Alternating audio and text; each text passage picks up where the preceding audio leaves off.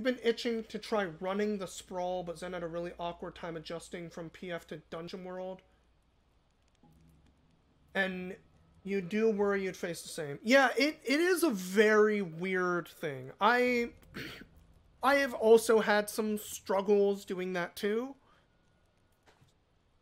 I've really been leaning towards 2d6 systems because they're rules light in a way that a lot of D20 systems aren't, Pathfinder, D&D. And what I've found is doing this much more improvisational thing with Pathfinder has led to a lot more times where when my players end up like, oh, we're gonna try to do a fight that maybe I wasn't necessarily prepared for ahead of time.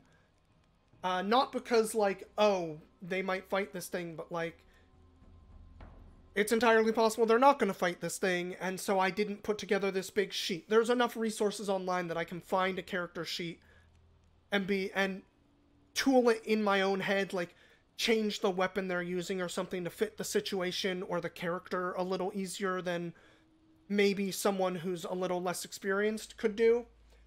But I need to find that character sheet, right?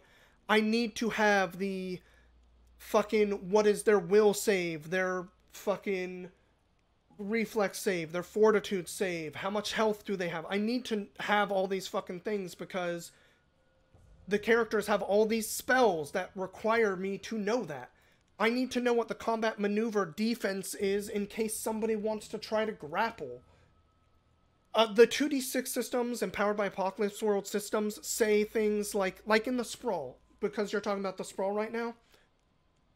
If someone says, I want to grapple this person, I say, cool.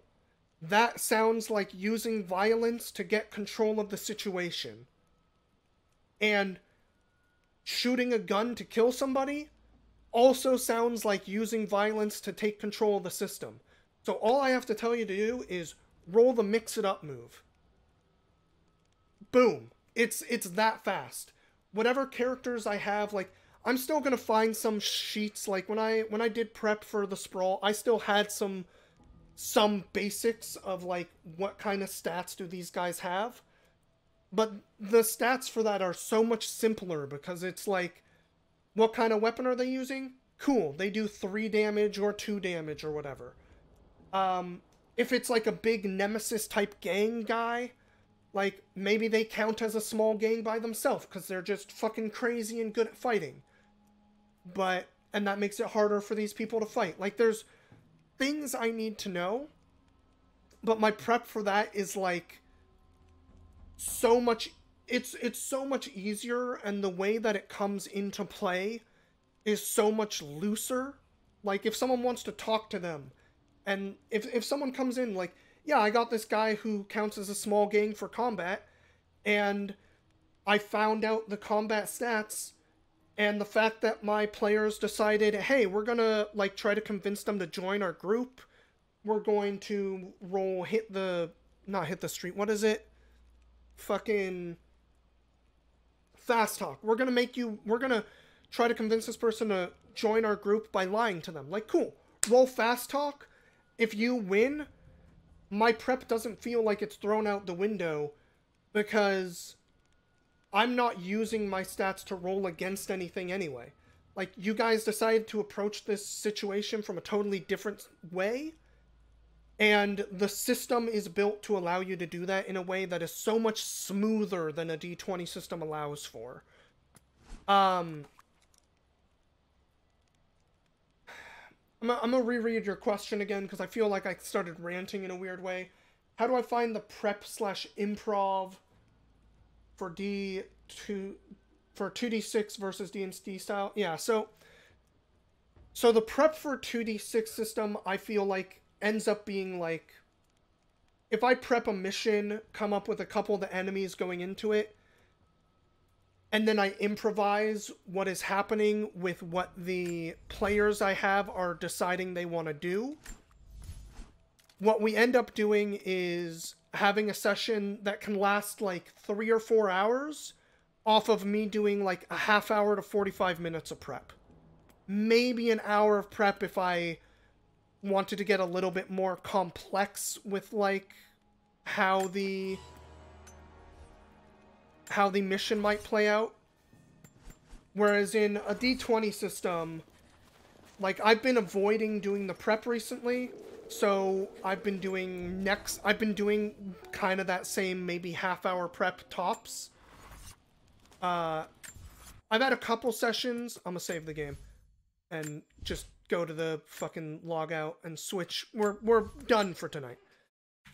I've had a few sessions where I've done a little more prep for the D20 systems recently, but those are like, if I ended a session immediately before my party was, like, going into a house to kill somebody, like, cool. I know exactly that these people are at the entrance of this house that they are planning to go into, break into, and kill people inside of. Like, I did a lot more prep for that. I made the map for that. I figured out how many people are in there, what those people are doing. That was more like an hour and a half of prep. But on the 2d6 system with the sprawl, like,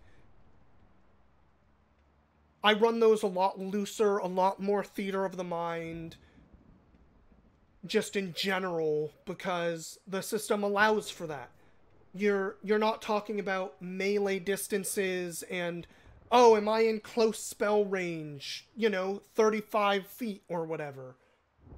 You don't have those measurements, and playing, like, I play loose with that in 2d6 or in D20 systems like D&D. But without those, instead just having these qualifiers of, this is a near-classed weapon. You want to use it when you're near somebody. This is a close-class weapon, meaning it's a fucking bat or something. You want to hit people with it. It allows for the theater of the mind stuff to come out in a way that's a lot easier. And it's built to allow for that. Like, it's really about the systems being built for the two things. So I find the prep, the low prep, like half-hour, 45-minute prep for what is considered a mission in the Sprawl, coming into... That mission could end up being, 2 to 6 hours, like, depending on how the players decide to go about it. And really improvising so much of what's going on with it. I find that to really make for just fun situations, and just using the improvisation of what tools are at my disposal to play with stuff on when my players mess up or get a mixed success. Like, what do I have? What tools have I given myself to play with? Like, some of the prep I might do for that system are, if my player who's hunted is messing up in this mission, I'll bring in the person that's hunting them. But on some other missions, I might be like, nah, I don't want to bring that person in on this mission. I'll come up with other stuff. Like, a lot of my prep ends up being that kind of thing in the Sprawl, because I'm coming up with, like, if stuff goes wrong, here are some ideas I have for this mission, and here's the basics of what this mission is. That's all I'm coming up with. And then I'm improving from there. And it just works out in a way that I find really fun and satisfying. Whereas in the D20 systems, because there's a lot more rigidness,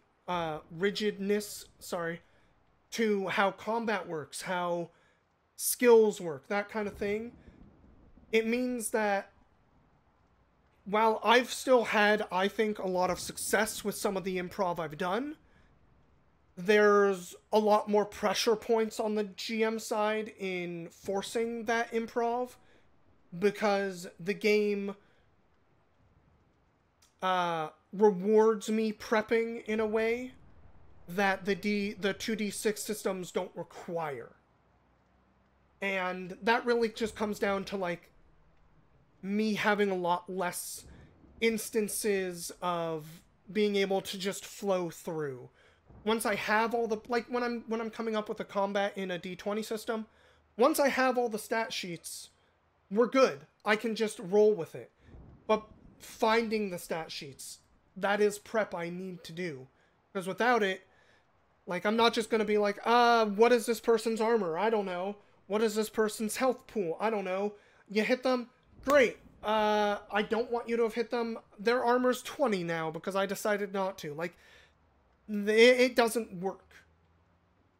But that's not to say you can't still do improvisational things. And again, I've had success with it, but yeah. Sorry for getting incredibly sidelined there. I hope that answered the question.